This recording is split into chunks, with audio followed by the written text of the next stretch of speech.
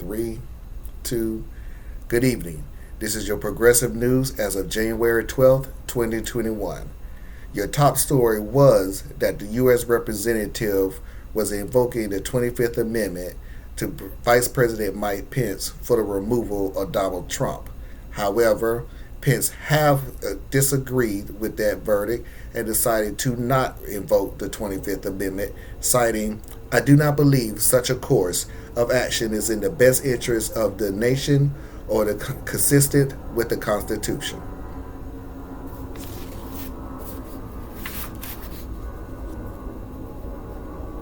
Three, two. However, in related news, the House Democrats does plan to vote tomorrow for impeachment of Donald Trump.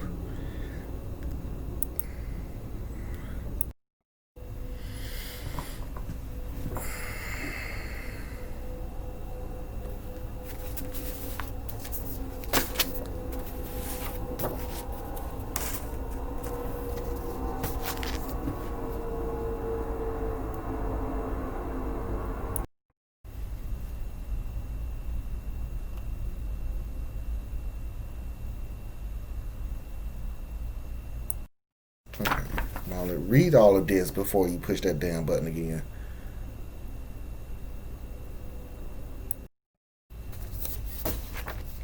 Three, two.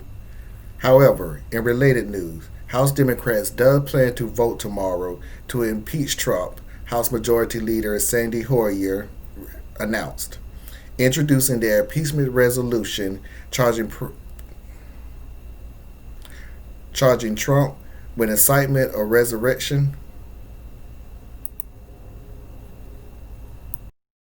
However, in related news, House Democrats plan to vote tomorrow to impeach Donald Trump, according to House Democrat leader Sandy Hoyer, introducing their introducing. However, in related news, House Democrats does continue to impeach Donald Trump. In related news, the House Democrats plan to vote tomorrow for impeachment of Donald Trump. Three, two. However, in related news, House representatives will continue their vote tomorrow for impeachment of Donald Trump. If successful, Donald Trump will be the only president in history to be impeached twice.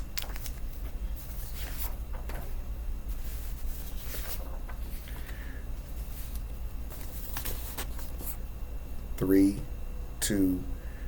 President Donald Trump rejected any responsibility in the storming of the U.S. Capitol by his supporters last week,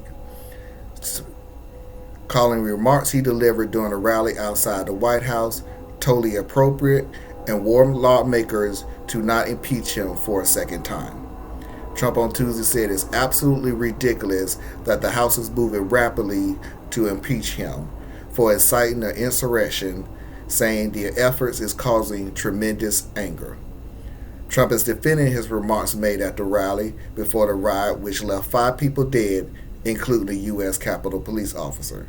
Quote, "People that thought what I said was totally appropriate.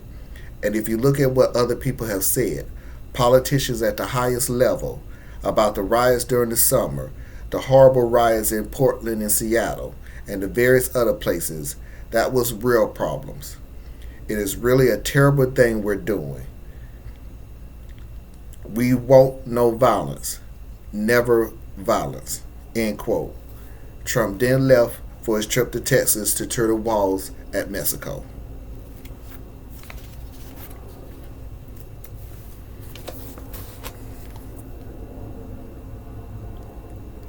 Three, two. In other news, Representative Linda Sanchez of California says she's posing to introduce legislation that will ban virtually everything, even a bench, from bearing President Trump's name. Quote, "I am working on a bill that would mean that nothing, not even a bench, no airports, no highways, no schools, nothing, ever bear the name of this traitor." Representative Joaquin Castro is introducing a similar bill that would prevent any federal buildings or properties from being named after the 45th president.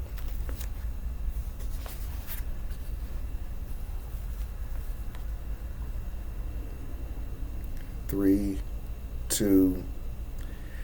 Jacob Chantley, aka Jape Angeli, aka AQAnon Shaman, the Arizona man known for wearing the face paint with the fur cap and the horns during the storming of the U.S. Capitol last week, made his first court appearance. His mother said that his son has not eaten since last Friday because the detention facility won't feed him organic foods. Chantley defender Greg Williams said that his client has not eaten since Friday because he's on an extremely restrictive diet consisted solely on organic foods, believed to be for religious reasons. Judge Deborah Fine claimed that the claim was, quote, deeply concerning and ordered Williams to find a way to accommodate the 33-year-old. With that, the U.S. Marshal's Office is said to be applying with the strict organic diet.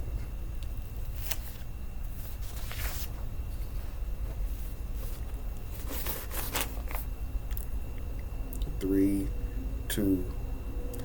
Next, Twitter said it has suspended over 70,000 accounts sharing AQAnon content since Friday, following the daily siege on the U.S. Capitol last week.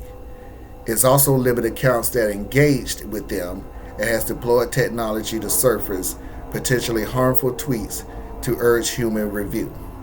The moves are part of an urgent and growing crackdown by the nation's leading social media company to prevent further violence.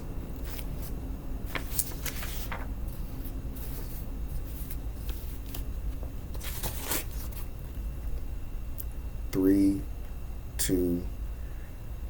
Two Capitol Police officers have been suspended in connection with last week's insurrection at the U.S. Capitol, according to Representative Tim Ryan of Ohio. One of the suspected officers took a selfie with a rioter. The other donned a mega hat and started directing people around. At this point, reports are stating that there are at least over 1,000 investigations ongoing.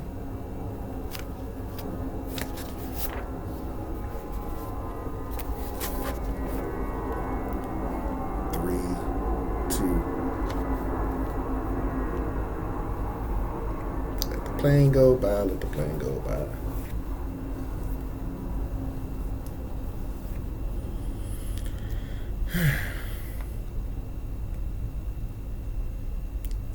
Three, two. In related news, Officer Howard Liebergood, 51, a U.S. Capitol Police officer, has taken his life Saturday, according to his family. Capitol CBS News have reported that several police officers that has been treated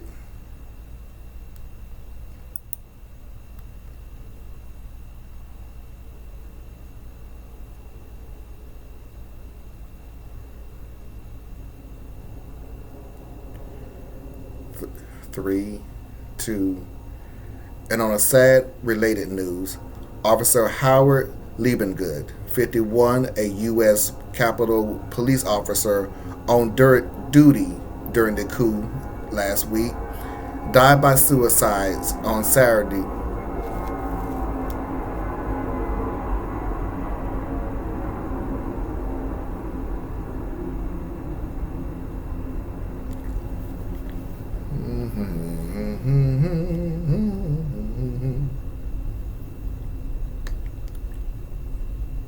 Three, two.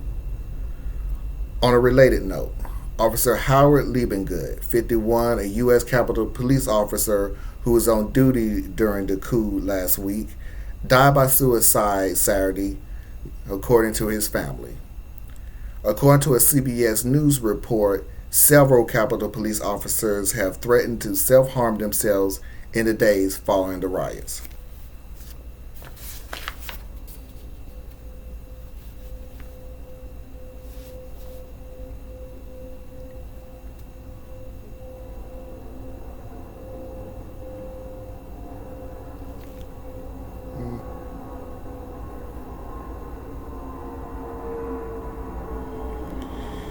We'll close that window, but I'm scared.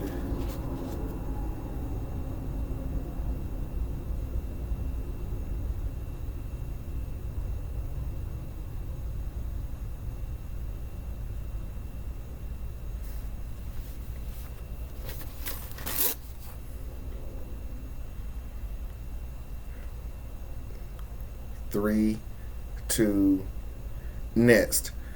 Representative Brad Schneider is the third person to test positive after sheltering in place with lawmakers who refused to wear a mask during the riots of the U.S. Capitol last week.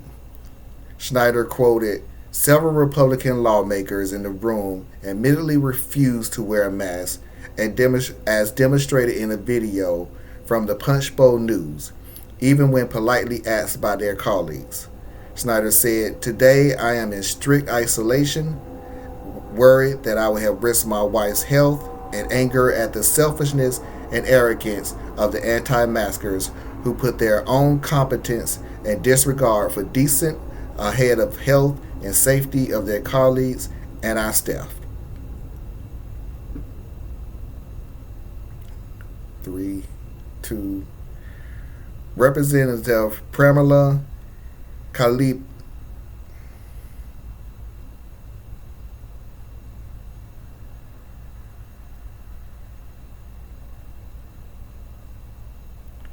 3, 2.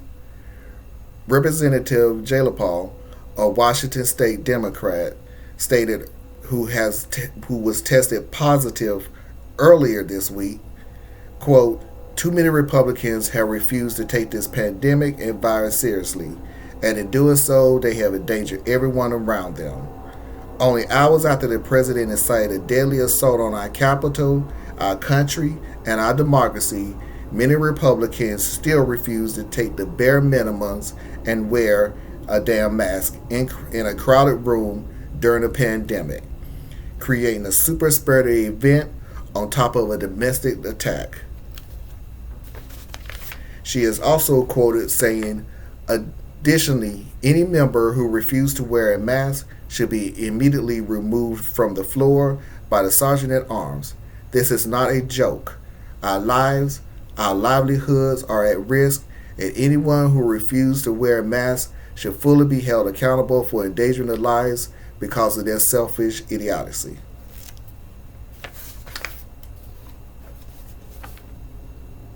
Three, two, and finally, in sports, the New England Patriots head coach Bill Belichick announced on Monday that he has declined to accept the Presidential Medal of Freedom from President Trump. Come on, this is the last one.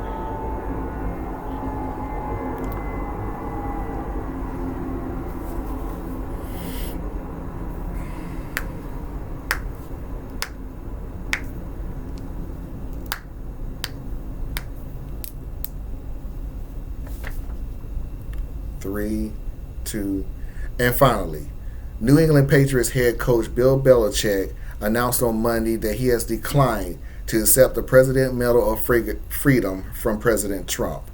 Belichick in a statement said he is flattered to have the opportunity to receive the medal, but the storming of the Capitol, which many have accused Trump of inciting, changed his mind.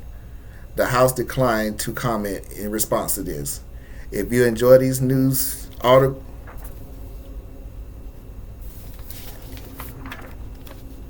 3, 2. If you enjoy these daily news briefs, please like, share, and subscribe. Until tomorrow, have a good evening. 3, 2.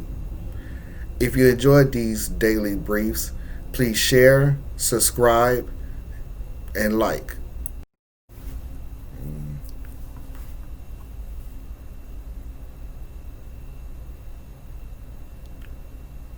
3, 2. If you like these daily briefings, please click like, share, and subscribe. And until tomorrow, have a lovely evening.